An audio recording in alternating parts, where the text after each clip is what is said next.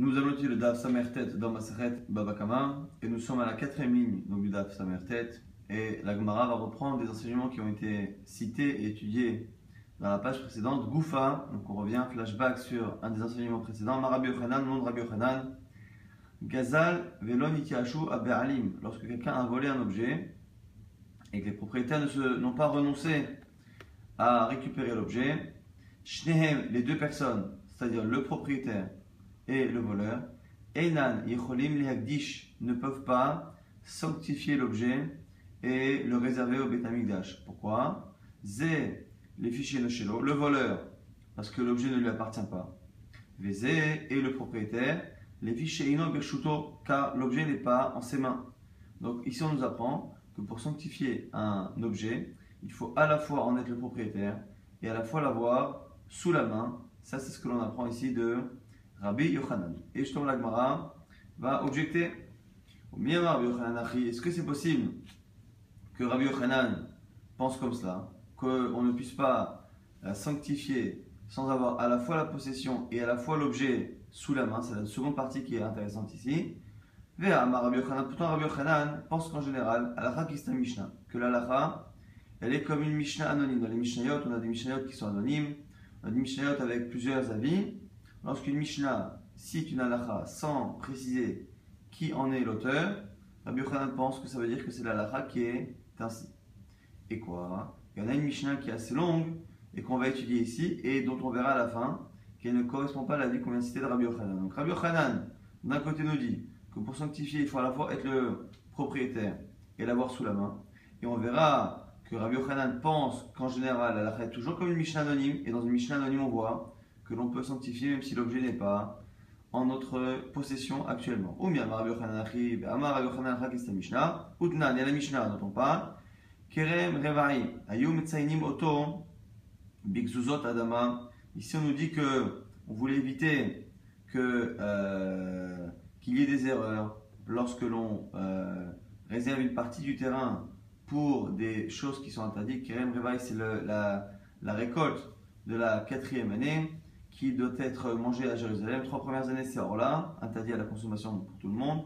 Et la 4e année, c'est Kodesh Hilulim Hashem, il faut le consommer à Jérusalem. Et on faisait des traces avec de la terre sur les parties qui étaient justement Kerem Reva'i.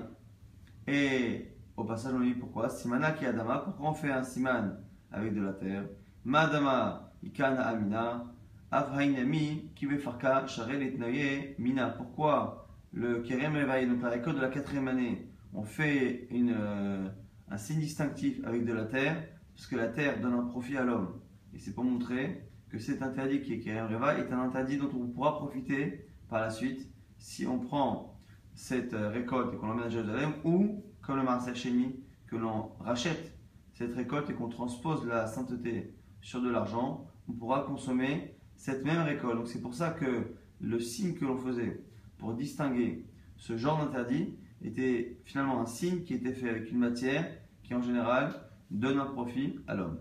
Michel Orla, maintenant, lorsque l'on avait une partie de la récolte qui était composée d'arbres dont les fruits avaient moins de 3 ans, et donc c'est chez Orla, Becharsit, on faisait un signe avec Harsit. Dans les commentaires, que ce soit Rashi, soit ici, ou que ce soit Rashi ailleurs dans les Gemarot, c'est quoi qu'il arrive ici, quelque chose qui ressemble à de la terre, de la poussière, mais qui n'a pas de possibilité de donner des fruits. Il y en a qui disent que c'était des briques que l'on écrasait, il y en a qui disent que c'était d'autres choses qu'on écrasait. Quoi qu'il arrive, Simana Becharsit, pourquoi on faisait un signe sur la Orla avec justement ce type de terre?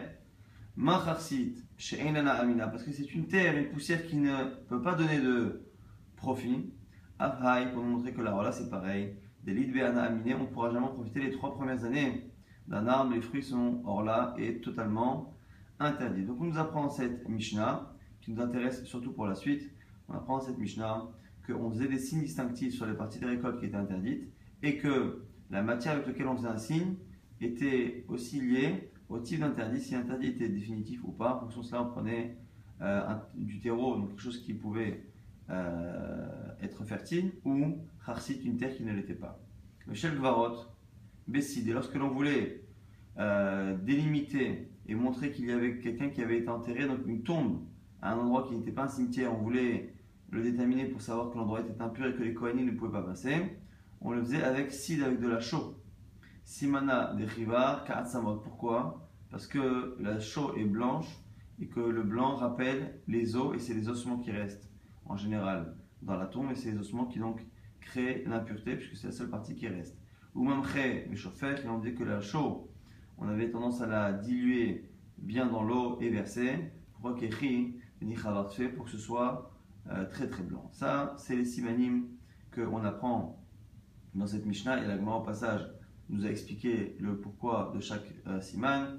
Donc le signe pour déterminer les fruits de la 4e année qui sont interdits pour l'instant mais qui pourraient éventuellement devenir consommables, les fruits des 3 premières années qui ne le sont pas du tout, et un kever, une tombe que l'on doit délimiter, entre autres pour les Kohanim.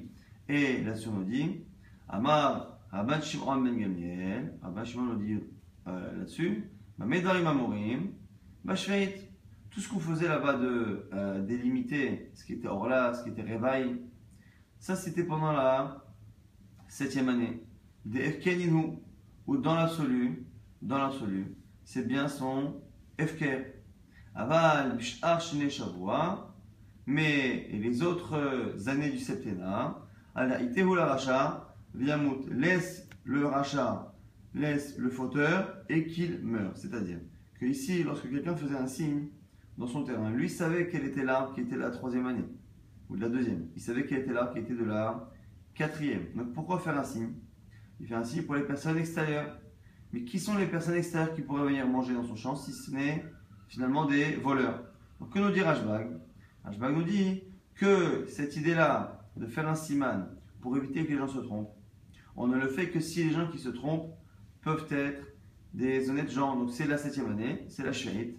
Les récoltes sont FKR pour les pauvres, et comme c'est FKR pour les pauvres, c'est autorisé, on a peur que le pauvre, finalement, alors qu'il croit que c'est autorisé parce que c'est la 7e année du cycle, du septennat, il ne sait pas que l'arbre en lui-même est dans son cycle personnel des 3 premières années ou de la 4e année, et donc pour éviter que le pauvre faute, on met un signe. Il nous dit Rashbag, par contre, si on est dans les autres années du septennat, ou dans tous les cas, la récolte est interdite à un étranger puisque c'est la mienne et que celui qui vient la consommer transgresse un interdit très grave, s'il vient en tous les cas faire un interdit très grave, moi je n'ai pas à faire en sorte que ce voleur qui vient de voler ne transgresse pas en plus un problème de réveil ou un problème de...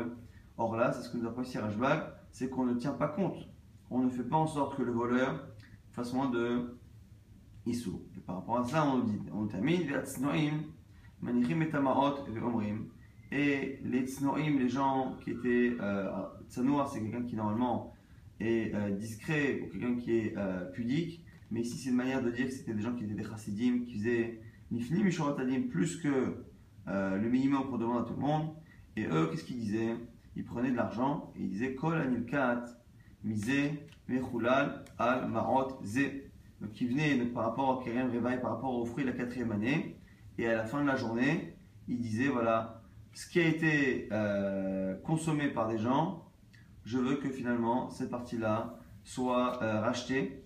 Donc ils essaient de le faire de manière rétroactive, soit rachetée avec cet argent-là, je transfère la kedusha cet argent de telle sorte à ce que les gens qui ont consommé kerem revaï n'aient pas justement fauté. Et donc en tout cas on voit ici, surtout à la fin, même si c'est Rashbag qui parle, on voit en tout cas à la fin que les snoim, on a parlé donc du fait de faire des signes pour Kerem Revaï, pour Orla, pour les Gvarot. Après Rashbag nous fait une différence entre les années où celui qui mange est un voleur ou pas. Ça, c'est pas tellement notre sujet, mais à la fin, en tout cas, on voit qu'à certains moments, les Tsnoim, les Chassidim, les gens qui étaient particuliers, avaient tendance à la fin d'une journée à prendre de l'argent et à transférer la Kedusha de ce qui a été mangé, quand la dit 4 au passé, ce qui a été mangé, transférer cette Kedusha sur de l'argent. Or, ces biens-là, cette récolte qu'ils sont en train de racheter, ils ne l'ont pas sous la main, puisque par définition, ils sont en train de transférer la kedusha des fruits qui ont été volés, ou qui ont été pris par des pauvres, ou qui ont été mangés,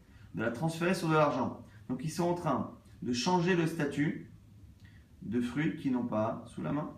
Or, nous on avait un nom de Rabbi Yochanan, que celui qui a son objet qui a été volé, il ne peut pas le sanctifier Parce que même s'il est à lui, il est chez l'eau, il n'est pas birchuto, il ne l'a pas sous la main. Donc là, ici, on devrait dire la même chose. Comment ces tsnoim, à la fin de la journée, pouvaient, non pas sanctifier, mais au contraire, enlever la kedusha des fruits qu'ils n'ont plus sous la main, alors que Rabbi Yochanan pense qu'on devrait tenir comme cette Mishnah. Et parce qu'il dit que Halakha Kesta Mishnah. Et de l'autre côté, lui pense qu'on ne peut pas sanctifier ou pas, ou désanctifier ce qui n'est pas sous la main. Ici tu veux me répondre. Mantana Tznoim. Qui a enseigné la fin de la Braïta? C'est Rabban Shimon ben Gamliel. Rappelez-vous, dans la fameuse Mishnah, on a les simanim, les signes pour Kerem Reva et pour Orla et pour Vaot. Après, on a une halakha de Rashbag. Et après, on reprend de manière anonyme. Si tu veux me dire que même à la fin, lorsque c'est anonyme, c'est encore Rashbag qui parle, et quoi? Rabbi Yochanan qui est Stam Yechida'a Lo Ama. Et tu veux me dire que peut-être que Rabbi Yochanan, quand il a dit que la halakha est comme une Mishnah, où il y a un seul avis, c'est quand c'est un avis anonyme, mais pas quand c'est un avis qui est cité, parce que ça montre que finalement il est seul contre tous, c'est pas vrai. Pourquoi? Amar Rabba Barbachana, Amar Rabbi Yochanan, pourtant Rabbi Yochanan lui-même a dit par ailleurs que Kol Makom Sheshana Rabban Shimon ben Gamliel Bemishnato, tout endroit où est mentionné Rabban Shimon ben Gamliel, Halakha Kemoto, l'Halakha comme lui, Chutz, en dehors de 3 cas qu'on ne va pas étudier ici, mais qui ne sont pas notre cas, Chutz Mi'arev, Tzaidan, ou Aya Harona, donc 3 cas de Arev, Tzaidan, ou Aya Harona. Donc ici on est totalement bloqué. Pourquoi? Parce qu'on a d'un côté Rabbi Yochanan qui nous dit que lorsque quelqu'un a un objet qui est volé, ni le voleur ni le propriétaire ne peuvent le sanctifier. On ne peut pas le changer le statut de Ekdesh ou pas d'un objet lorsqu'on n'a pas un objet qui nous appartient, à la fois qui nous appartient et à la fois qui est dans notre domaine. Et d'un autre côté, on a une Mishnah qui nous parle des signes que l'on faisait pour éviter que les pauvres se trompent. Et après, on a Rashbag qui parle. Et à la fin, on a la Mishnah qui reprend la parole de manière anonyme. Et que l'on pense à la fin que ce soit Rashbag ou que l'on pense que ce soit la Mishnah de manière anonyme, quoi qu'il arrive, on a un problème avec Rabbi Yochanan. Pourquoi? Parce que cette fin de Mishnah nous dit que à la fin de la journée, les Tznoim, les Chassidim, prenaient de l'argent et transféraient la kedusha des fruits qui ont été pris et qui ne l'ont plus sous la main, et les transféraient sur l'argent. Et que ce soit de manière anonyme que l'on s'exprime dans la Mishnah, ou que ce soit Rashbag, c'est un problème. Pourquoi? Parce que Rabbi Yochanan pense que la halakha est comme une Mishnah anonyme, et il pense aussi que la halakha est toujours comme Rabban Shimon ben Gamliel. Et comme il pense que la halakha est toujours comme Rashbag, et comme un anonyme, que la fin de la Mishnah soit l'un ou soit l'autre, quoi qu'il arrive, il doit tenir comme cette fin de Mishnah, qui nous dit que après la fin de la journée, les Snoïm pouvaient enlever la Gdusha des fruits qui ont été consommés qui n'ont plus sous la main, et c'est en contradiction avec cette Mishnah qui nous dit, c'est Al-Khad Rabbi Yochanan qui nous dit qu'on ne peut pas sanctifier si on n'a pas le fruit ou l'objet sous la main. Donc du coup on reste totalement bloqué. La Gemara propose Amre lotema kol anikat misé et la ema kol amitlaket misé. Peut-être qu'il faut modifier. Et lorsqu'on dit que les tznorim, que les chassidim à la fin de la journée venaient et disaient tout ce qui a été pris, peut-être qu'il ne faut pas dire tout ce qui a été pris, il faut dire kol amitlaket, tout ce qui sera pris. C'est pas marqué à la fin de la journée dans le cas des tznorim, c'est marqué les tznorim disaient kol anikat, tout ce qui a été pris, mais peut-être qu'en fait c'est pas un passé, mais un futur, et qu'avant même que les gens se trompent, ils préféraient dès le départ faire en sorte que sur toute leur récolte, ils disent voilà, il y aura peut-être des gens qui vont venir se servir, je fais en sorte dès à présent que je transfère la kedusha de ce qui sera plus tard pris, je la transfère sur cet argent de telle sorte à ce que ce que la personne prendra ne sera pas réveillé, ce ne sera pas une récolte de la 4e année. Il m'a dit mais là aussi c'est un problème. Est-ce que c'est possible qu'il dise ça Rabbi Yochanan? Pourquoi? Rabbi Yochanan. Pourtant Rabbi Yochanan a dit Tzno'in ve Rabbi Dosa amru davar echad. La halakha de la Mishnah des Tzno'in, de ceux qui donc faisaient en sorte de transférer la Gdusha sur de l'argent, ve Rabbi Dosa, et la Braïta qui parle de Rabbi Dosa, qu'on va citer tout de suite, sont la même idée, amru davar echad. Ils ont dit la même chose, c'est la même idée. Ah c'est quoi? Mais Rabbi Dosa, lui, il a dit clairement que c'était au passé, Nil 4. C'était les Tznorim qui rachetaient la Kedusha au passé, des choses qui ont été déjà prises par les gens. Détania Senbraita, Rabbi Yuda Omer, Shaharin Balabait, Omed ve Omer, Kol Shil Ketu Ani Imayom Ihevker. Rabbi Yuda dit que le matin, le propriétaire disait tout ce qui sera pris dans la journée par les pauvres sera FK. Rabbi de Somer, les Aïtoté Aïrev. Rabbi de Somer, il dit que c'est le soir. Il disait Omer, Kol Shiliktu Aniyim YFK. Il disait au passé, tout ce qui a été pris par les Aniyim sera FK. Et donc, du coup, on a ici un sacré problème. C'est qu'on a Rabbi Yochanan d'un côté qui nous dit qu'on ne peut pas sanctifier ce qui ne nous appartient pas. On a après une Mishnah qui dit de manière anonyme, au nom de Rashbag, que les Tznoim pouvaient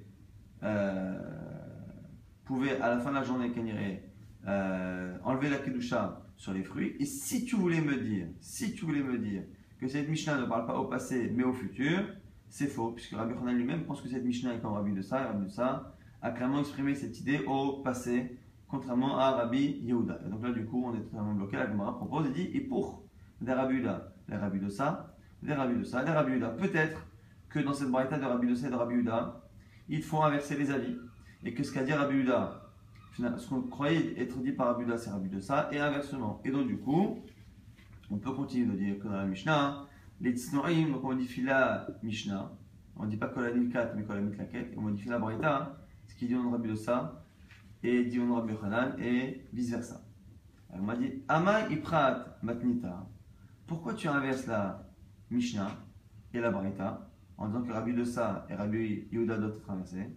Après les Rabbi Yochanan, peut-être que c'est la parole de Rabbi Yochanan que tu dois inverser. Et quand tu as entendu que Rabbi Yochanan a dit que la Mishnah de Tznoim et Rabbi de ça c'est pareil, peut-être que ce qu'il a dit c'est pas ça. Peut-être que ce qu'il a dit c'est que les Tznoim et Rabbi Yehuda sont une même idée. La Gemara va expliquer pourquoi. Amrei l'osaga de l'omita part matnita, les beha matnitin katane. Je vais te dire pourquoi on est obligé quoi qu'il arrive de modifier cette braïta. On a une braïta donc encore une fois qui nous parle de quelqu'un qui rend FKR pour les pauvres. C'est sa récolte. Il ne veut pas que les pauvres fassent une faute, donc il la rend FKR.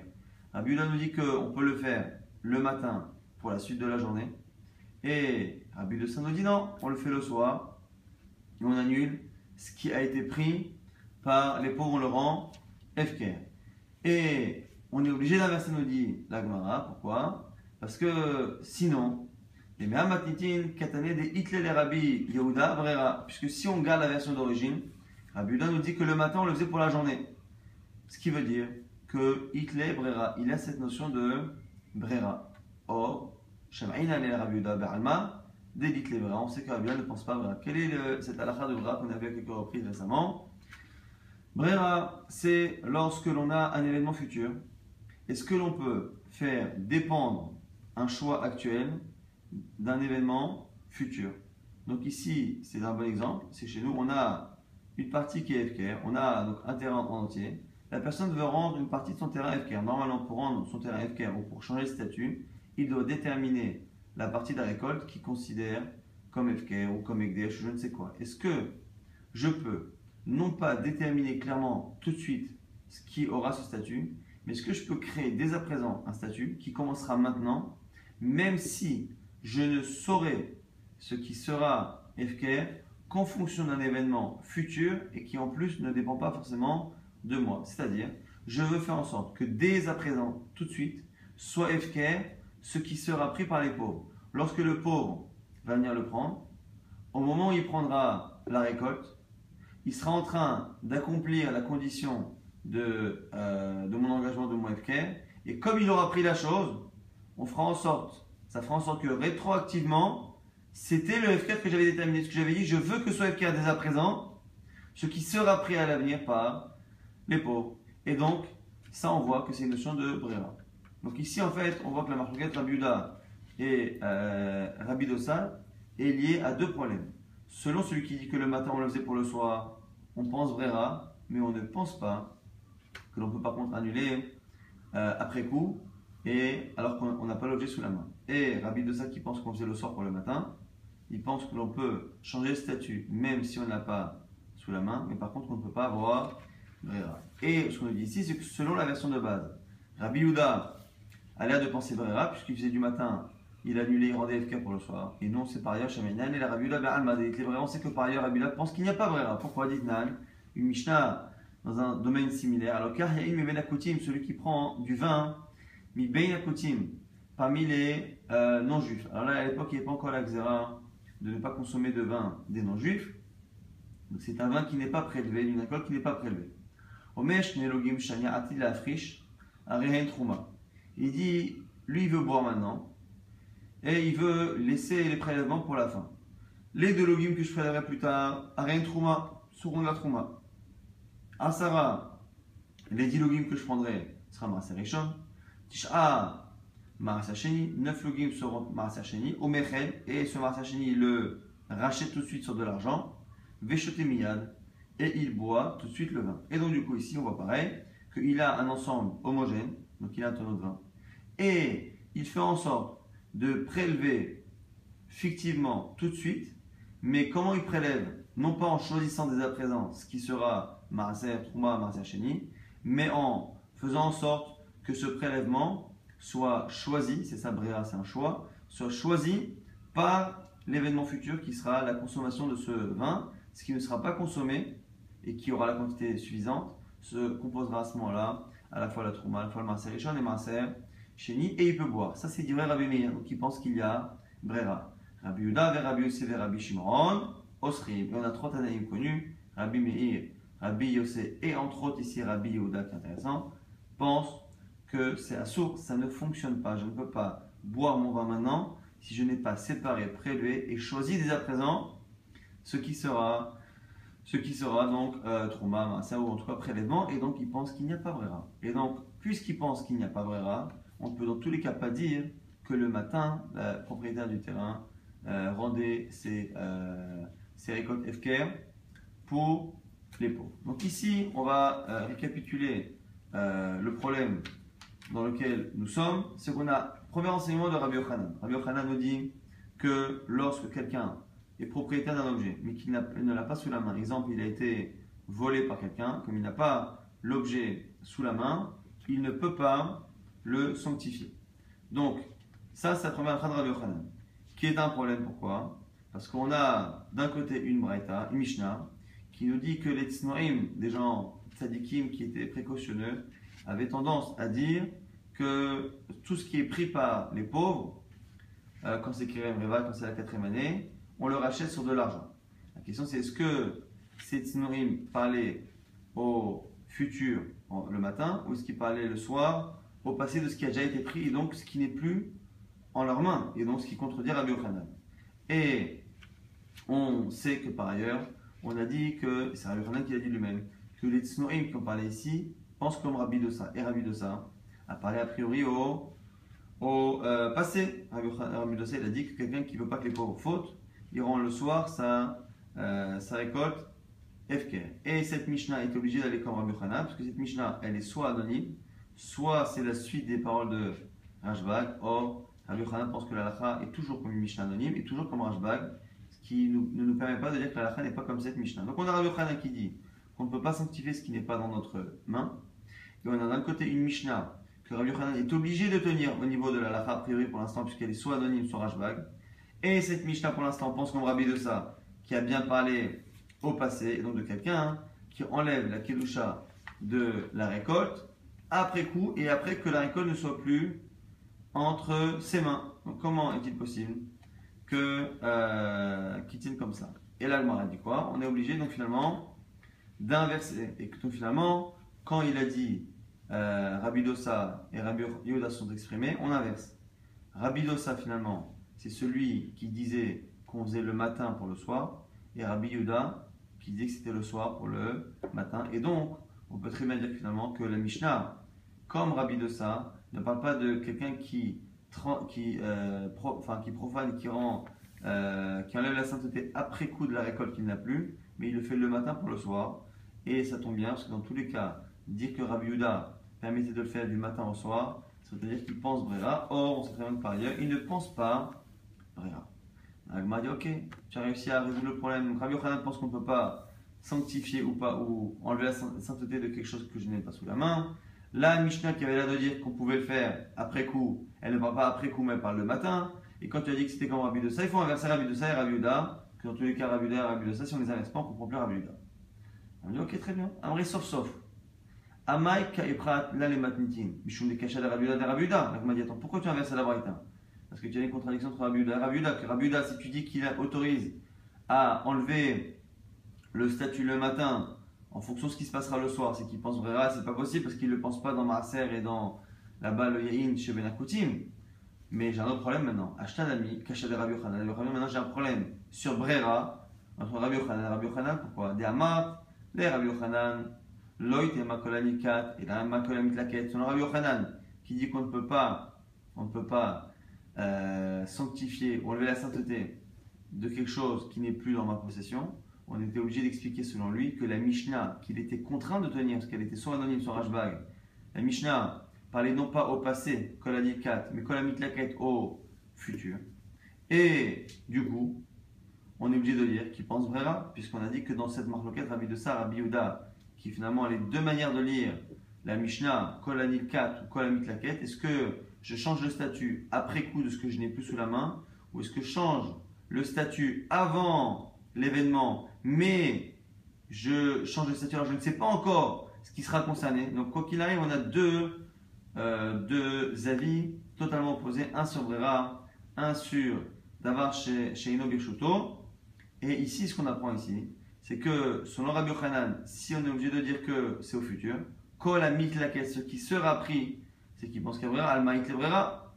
Donc il pense Brera. Et pourtant, c'est pas possible. Ah, Rabbi Yochanan, lit le Brera. Pourtant, Rabbi Yochanan pense qu'on ne peut pas déterminer, donner un statut actuellement à quelque chose qui sera déterminé par un choix futur. Amar Rabbi Yassi, Amar Rabbi Yochanan, car Rabbi Yassi disant dans Rabbi Yochanan, Ha'achin shechalku lakochot en, lorsqu'il y a un héritage. Donc lorsque on a une personne qui décède avec plusieurs enfants, plusieurs héritiers, lorsque la personne décède, avant que le partage soit fait, on considère finalement que théoriquement, les biens appartiennent à tous les frères. Chacun des biens, chaque centime des biens du père appartient à tous les frères en même temps. Dès que les frères décident la halukha, donc le partage des biens, la répartition des biens, à ce moment-là, chacun devient propriétaire. Maintenant, quel est le statut donc, de chacun des frères? Est-ce qu'ils sont propriétaires à 100% ou pas? Donc ça, c'est la question que l'on va voir ici. Certains pensent que oui, parce qu'il y a Brera, c'est-à-dire que même si au moment de la mort, on n'avait pas déterminé qui prenait quoi, on considère que c'est comme si au moment de la mort, le père avait fait hériter à chacun ce qui sera choisi par chacun à l'avenir.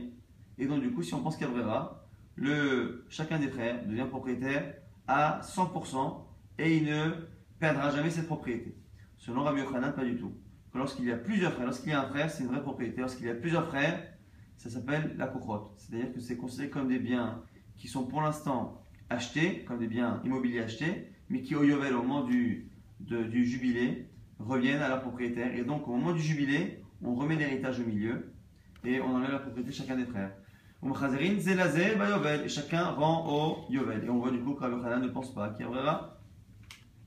Donc on a encore une fois un problème avec Rabbi Yochanan, que même si on voulait modifier la Mishnah et dire que c'est pas finalement Kolanit Kat au passé mais Kolanit Laket, et que quand il a dit que la Mishnah était comme Rabbi Dossa, c'est Rabbi Dossa mais Rabbi Dossa inversé par rapport à la version de la Braïta que l'on avait entre Rabbi Dossa et Rabbi Yehuda. Le problème c'est qu'encore une fois on a un problème avec Rabbi Yochanan qui, si il lit la Mishnah Kolanit Laket, c'est-à-dire qu'il pense Brera, or on a vu par ailleurs que dans les héritages il ne pense pas Brera. Et là alors l'âme Kolanit Kat, la Gemara dit non, on reste avec la version de base de la Mishnah, Kolanit Kat au passé. Et Rabbi Yochanan, Stama Harila Ashkar. Et le problème qu'on avait, c'est que d'un côté, Rabbi Yochanan pense comme une Mishnah anonyme. Or, ici, il ne pense pas comme celle-ci, c'est parce que peut-être qu'il a trouvé une autre Mishnah anonyme. Dites Nan, c'est une Mishnah. C'est quoi comme Mishnah? C'est la nôtre. Et la Gonev Achar Ganav, Mishanem Tashlume Kefel. Il n'y a pas de paiement d'amende de double Kefel pour un voleur qui passe après un autre voleur. La Gemara pose la question à Maï, pourquoi? Je peux comprendre que le deuxième voleur, donc A été volé par B, B a été volé par C. On dit que C paiera à B le keren, mais il ne paiera pas Teshuvah Kefel, la double valeur. Pourquoi? Alors la Gemara dit qu'il ne paye pas au voleur le double, je comprends. Veguna, mi betaï, c'est marqué au sujet du vol. que quand est-ce que l'on paye le double lorsque ça a été volé de la maison du propriétaire et non pas du voleur. Le long du Betagana. Et là, les Baalim, les Shalem, pourquoi ils ne paieraient pas le double au propriétaire? Et là, Shmamina, n'est-ce pas que c'est parce que Zé, les filles chez Inoshelo, Zé, les filles chez Inobeshuto, n'est-ce pas que c'est parce que justement, pourquoi ils ne payent pas le double ni au voleur ni au propriétaire? C'est parce que le propriétaire et le voleur ont chacun un chisaron, ont chacun un manque. Le voleur a l'objet dans la main, mais il n'en est pas propriétaire.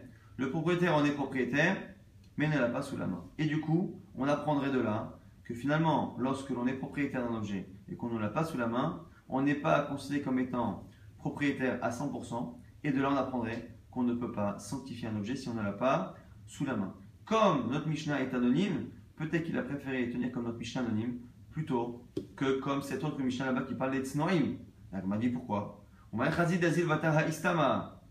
Les Avid qui a Istama des Tznoïm. Attends, s'il y a deux Mishnayot anonymes, pourquoi aurait-il préféré la nôtre et pas celle des Tznoïm? La Gemara dit Mishum des Messayer à l'écran, à cause du verset qui a l'air plus de pencher comme le nôtre, qui dit Ve'ish ki yagdish el beito kodesh lachem.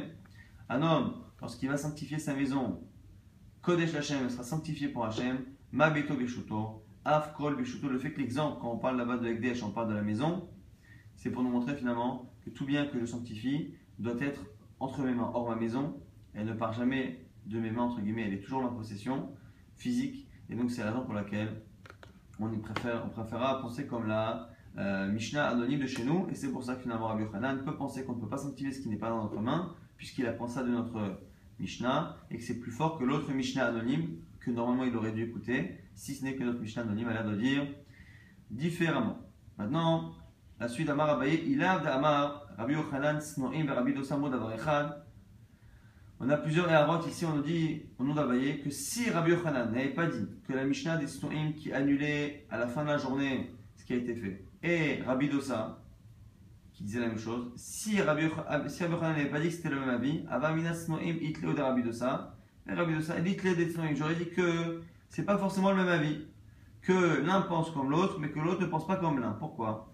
Snoim itleo de Rabbi Dosa, ceux qui disaient Snoim, donc ceux qui le soir par Tzidkut faisaient en sorte de racheter la Kedusha de ce qui a été pris, ils pensent comme Rabbi Dosa.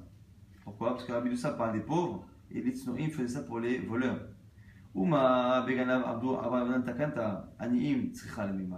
Si déjà on a fait cette takana pour les voleurs, a fortiori pour les pauvres, les Rabbi Dosa par contre, Rabbi Dosa n'est pas d'accord. Rabbi Dosa il pense que le fait de rendre FKR le soir ou le matin, on le fait pour les pauvres.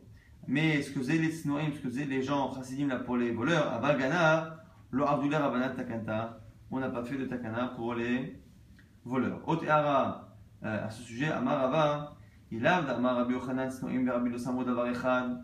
Si ce n'était que Rabbi Yochanan avait dit que les Tznoïm, donc cette Khumra des Tznoïm et Rabbi Dosa pensaient la même chose, Avamina, j'aurais dit que c'était pas pareil. Pourquoi? Mantana Tznoïm qui pense cette halakha des Tznoïm, Rabbi Meir, c'est Rabbi Meir. Pourquoi?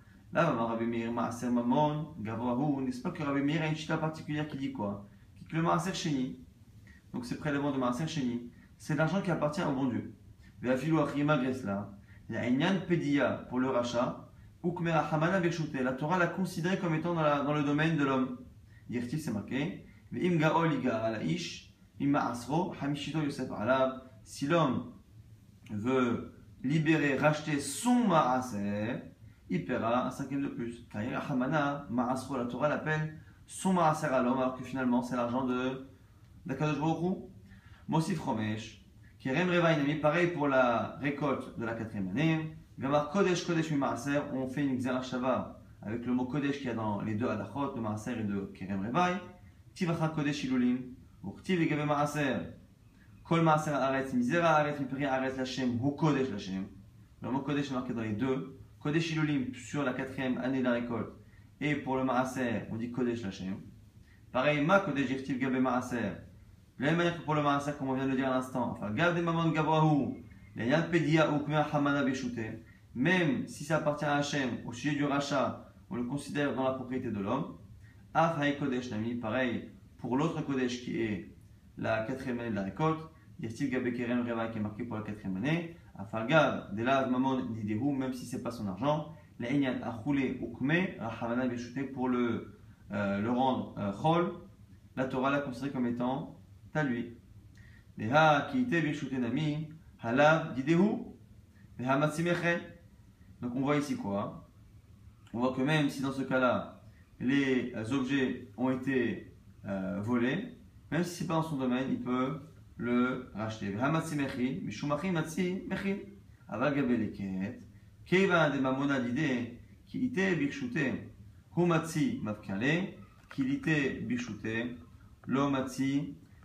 qu'on apprend ici, c'est que par contre, l'alacha des tsnoim, on aurait pu penser ici qu'on ne peut pas ici appliquer le même statut. Autant pour les prélèvements, on peut dire qu'Hachem a laissé cela en la propriété de l'homme, même si c'est l'argent qui est Mamon Gavoa. Dans le cas par contre des tsnoim, on aurait pu penser que non. On continuera si Dieu veut l'humain avec le Ravina qui apprend une troisième chose de ces choses-là. On va dans tous les cas les reprendre. Il y a ici 3 choses qu'on aurait pu penser être différentes entre les tsnoim et Ravi de ça, et que l'on apprend finalement de ce qu'a dit Rabbi Yochanan. On va donc très rapidement essayer de résumer ce qu'on a vu dans ce date qui était assez tortueux, compliqué au niveau de la Shekla Vitaria. On a en tout cas finalement, si on résume la conclusion, c'est assez simple.